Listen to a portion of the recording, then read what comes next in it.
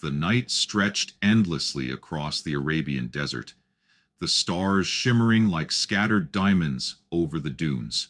Rayan al-Mansour, a 27-year-old Emirati photographer, adjusted his lens, the faint hum of the wind echoing in his ears. His soul found peace in silence. The desert didn't ask questions, it only listened. But behind his calm face hid a heart at war with itself. He loved his homeland deeply, yet felt suffocated by expectations. His father wanted him to lead the family business empire, to wear suits and command meetings, but Rayon only wanted to chase light. And tonight, as he captured the moon over the dunes, he whispered softly to himself, "One day, maybe someone will understand this kind of silence." Far away, across the ocean, someone already would. In New York City, silence didn't exist. Honking cars, shouting vendors, subway clatter, everything buzzed with restless energy. Ava Thompson, a 25-year-old journalism student, thrived in that chaos. Her world was fast, loud, and forever running. Yet beneath her confident smile and messy bun, she hid a loneliness she never admitted to anyone. Her parents had divorced when she was 16, leaving her between two homes, but belonging to none. She chased stories that mattered: poverty, culture, emotion. But deep down, she longed for peace. When her university offered an exchange program in Dubai for cross-cultural media studies, she accepted, half for adventure, half for escape. "New country, new story," she muttered, closing her suitcase. She had no idea. She was walking straight into her own story. A week later, in Dubai's golden evening light, Ava stood at the edge of the desert with her camera. Her assignment was to write about the soul of the sands. But as she struggled to capture the perfect angle, the strong desert wind blew sand into her lens. Frustrated, she groaned, "Great. First day and nature already hates me." A voice behind her replied with gentle amusement, "Maybe it's not the camera. Maybe the sand just wants you to listen." Startled, she turned. Rayan stood a few feet away, camera slung over his shoulder. His eyes calm like the horizon itself. Their worlds couldn't have looked more different. Her jeans and sneakers against his traditional kandara and scarf. Yet in that 1 second, both recognized something familiar: loneliness hiding behind ambition. They met again the next day at a cultural photography event organized by her university. Ava, trying to blend in, wore a light scarf over her hair. Not perfectly, but respectfully. Rayan noticed her from across the exhibition, standing shyly by her photos, nervous yet proud. When he walked over, she looked up and smiled awkwardly. "You again," she said. "Seems the desert keeps sending us in the same direction," he replied. They talked for hours about photography, about silence, about stories. He told her how light in the desert behaved differently. "It bends like memory," he said. She listened as if hearing poetry for the first time. For the first time in years, neither of them felt alone. Weeks passed. Ava began to understand the rhythm of Dubai. Call to prayer echoing at dawn, the taste of cardamom coffee, the respect woven into every greeting. Ryan showed her hidden spots: old markets, quiet beaches, secret desert trails. She wrote articles not about luxury towers, but about kindness, tradition, and the human heart behind the skyline. One night, as they sat by the water, she asked softly, "Don't you ever get tired of doing what your family expects?" He stared at the horizon, the waves whispering between them. "All the time," he said. "But sometimes we have to lose ourselves to remember who we are." She looked at him, and for the first time, the city lights didn't matter. Only he did. The desert had become their secret meeting place. No city noise, no flashing cameras, only the whispering wind and shifting dunes. Ava loved how the world slowed down out here. Time felt gentle. Rayan carried a thermos of Arabic coffee, and she always brought her notebook. They didn't talk much about love, but everything they said was love, in patience, in laughter, in shared silence. One evening, she asked, "Do you ever wish you could just leave everything and live free?" Ryan smiled faintly. Freedom isn't where you go. It's when your heart finally rests. Ava wrote that line down, without realizing tears had filled her eyes. He looked at her gently. "You miss home, don't you?" She nodded. "Sometimes. But lately, I feel like I've found it here." The first cloud of reality appeared when Rayan's cousin spotted them together at the cafe near Jumeirah Beach. The next day, his father called him into the office, his tone sharp, his words colder than the glass walls. "You're a Mansour. Your name carries weight. Don't throw it away chasing a foreign girl." Rayan stood silent, jaw tight. "It's not about her being foreign," he said finally. "It's about her being real." But his father didn't listen. Tradition, family image, and business reputation, they mattered more than his heart.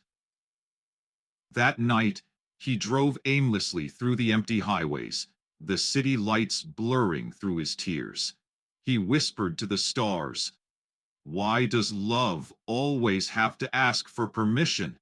Ava felt the distance before he even said a word. He started canceling plans, replying late, avoiding eye contact. She confronted him at the university courtyard, her voice trembling. "Did I do something wrong?" Rayan shook his head. "You did everything right, Ava." That's the problem. She didn't understand. He wanted to protect her from the storm that had already begun. Whispers, disapproval, pressure. But she stood firm. You can't hide behind culture when your heart's already spoken. Rayan looked at her then, really looked, at the girl who wasn't afraid of deserts, of silence, of him. For the first time, he realized love was never about similarity. It was about courage. Weeks turned into silence. Ava poured her emotions into letters she never mailed. One read, "You taught me patience. You taught me peace. But I can't keep waiting for a love that hides in shadows."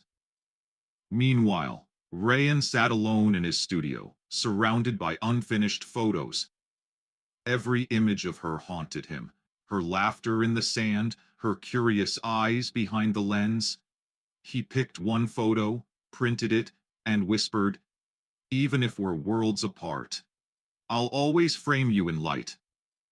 In two corners of the same city, two hearts ached quietly, neither willing to give up, neither able to move on. Ava decided to see him one last time before returning home. She waited near the old mosque street where they had once laughed over ice cream. He arrived late, his face tired but soft. "I can't lose you," she said quietly. He exhaled. "And I can't make you live half a life." Tears fell, words broke. But then, as the call to prayer echoed, Rayan took her hand and said, "Maybe love isn't about choosing between worlds. Maybe it's about building one together." In that moment, they both knew this wasn't an ending. It was a promise. Months passed after their separation. The warmth of Dubai's sun now felt distant to her in cold New York rain. Every morning, Emily checked her email, hoping for a message that never came. Aliyah, her roommate, often found her lost in thought, eyes drifting to the skyline, as if searching for something beyond it. In Dubai, Zayed walked through the same university courtyard they once shared. now heavy with echoes of her laughter. Tradition had silenced him. Love had tied his heart in invisible knots. But sometimes, late at night, he drafted letters he never sent, words that carried both devotion and regret. Fate had split them, but their souls kept whispering each other's names through time zones and silence. Zayed often drove alone into the outskirts of the desert, a place his father once took him to teach patience. He parked his car under the open night sky, the wind carrying the scent of sand and memory. "You can bury your love," his cousin told him once, "but the desert remembers everything." He thought of Emily's laughter, how she said the desert looked like an ocean frozen in time. That night, he whispered her name to the stars, and in some quiet, cosmic way, it felt like they whispered back. Emily tried to move on.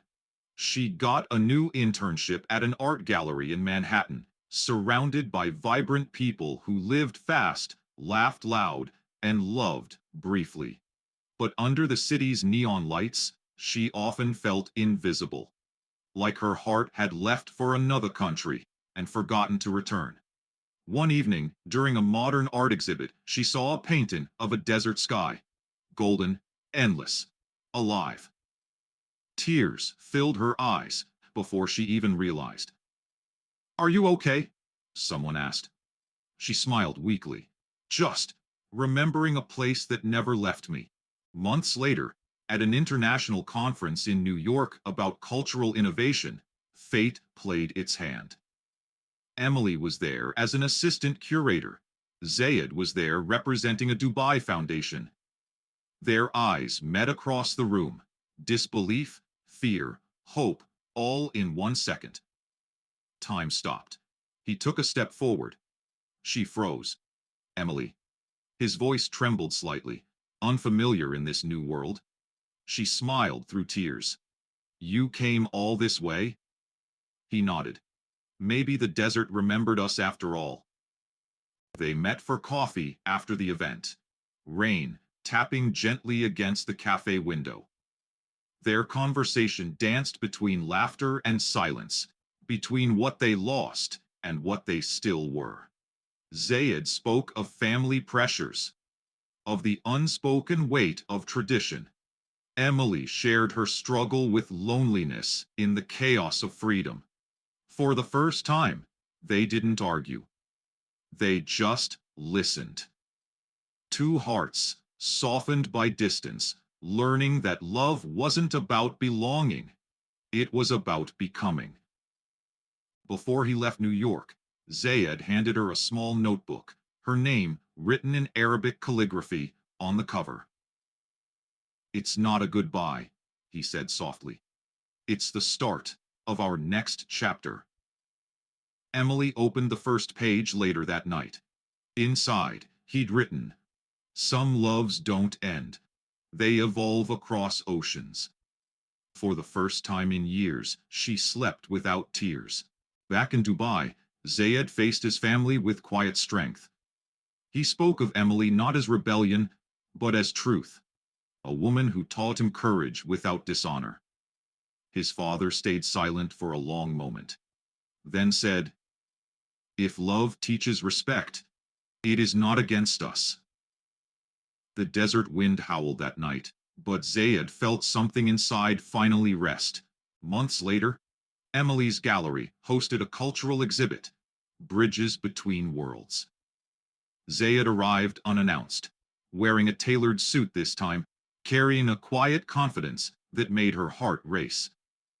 Their eyes met again, but this time there was no fear, only peace. "Welcome back," she whispered. He smiled. "Or maybe I never left." They walked along Brooklyn Bridge under a night sky that looked strangely like Dubai's. The wind carried laughter, memories, and a quiet promise. Zayed looked up. "Do you see it?" Emily followed his gaze. Orion's belt, faint but visible. "The same stars," he said. the same sky. She took his hand. And finally, the same destiny. Months later, their story became a symbol, not of rebellion, but of unity. Emily moved to Dubai, opening an art studio that merged Western and Arabic creativity. Zayed's foundation supported her vision, turning love into legacy. One evening, as the sun set behind the dunes, they stood hand in hand, not as two from different worlds, but as two souls who built one. Every love leaves a mark, she said. Ours, he replied, is written in the sands and the stars. The announcement of their engagement stirred both worlds. Emily's parents, warm but cautious, flew to Dubai for the first time. Zayed's family hosted them with quiet dignity. Arabic coffee, laughter, small talk layered with meaning. At first, every word felt like walking on glass. But as the evening unfolded, kindness melted formality. Emily's mother whispered to her later, "He's not just marrying you, honey. He's bridging oceans." And that night, Zayed's father smiled, truly smiled, for the first time in years. Preparations began, a fusion wedding unlike any Dubai had seen. Henna on her hands, lace on her dress, Arabic drums echoing alongside a soft piano. Emily watched the seamstress sew gold into white silk, her reflection layered with both cultures, two worlds stitched into one gown. Zayed sent her a message that day.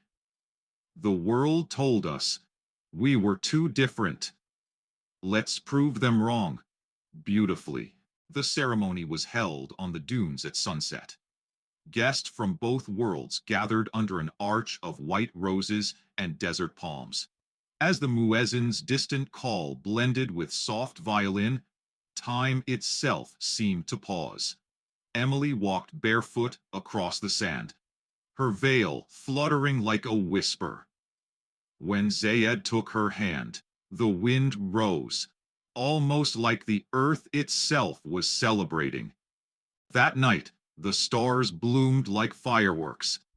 They danced beneath string lights and lanterns, surrounded by friends who cheered in two languages. Emily leaned close and whispered, "We did it." Zayed smiled, touching her forehead gently. "No, love," he said. "We are it." Two hearts, one tradition, one freedom, beating in harmony. The next morning, sunlight painted their new life. Emily woke up to the sound of the call to prayer echoing softly in the distance, a melody that now felt like home. Zayed brought her Arabic coffee, smiling as he watched her taste it. "It's stronger than New York's," she teased. He laughed. "And sweeter than our past." Outside, the desert shimmered like gold, not empty anymore, but alive. Months later, Emily's art studio in Dubai opened to the public. Paintings of stars, sand, and love filled the gallery, each one telling a chapter of their journey. Zayed watched quietly as she welcomed guests, pride glowing in his eyes. Someone asked her, "What inspired all this?" She smiled. A love that crossed continents and came home. Every weekend, they drove into the dunes together. Emily would draw small hearts or Arabic words in the sand, while Zayed took photos, capturing moments time couldn't steal. Once, she wrote hub, love, and he laughed. "You mean hub," he corrected gently. "Close enough," she said, smiling. "You got the message." Their story inspired others. Documentaries, articles, and speeches about cultural harmony. At an international summit, Emily and Zayed spoke together. She said, "Love is not the absence of difference, it's the art of respect." The room fell silent. Then applause filled it. The sound of hope made real. Years passed gently.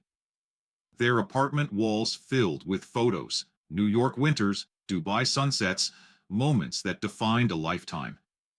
They spoke two languages, celebrated two cultures, and raised one love story. Sometimes at night, Emily would whisper, "Do you ever miss the old days?" He'd smile, holding her hand. "No, because you are my today and my forever." On their 10th anniversary, they returned to the desert where it all began. The sky was clear, stars sharp like diamonds scattered over silk. They stood together, watching the horizon melt into night. Emily whispered, "Funny how everything started with a sunset." Zayed replied softly, and ended with the same sky, just closer. The camera of life zoomed out. Two figures, small but infinite, written forever in the sands and the stars.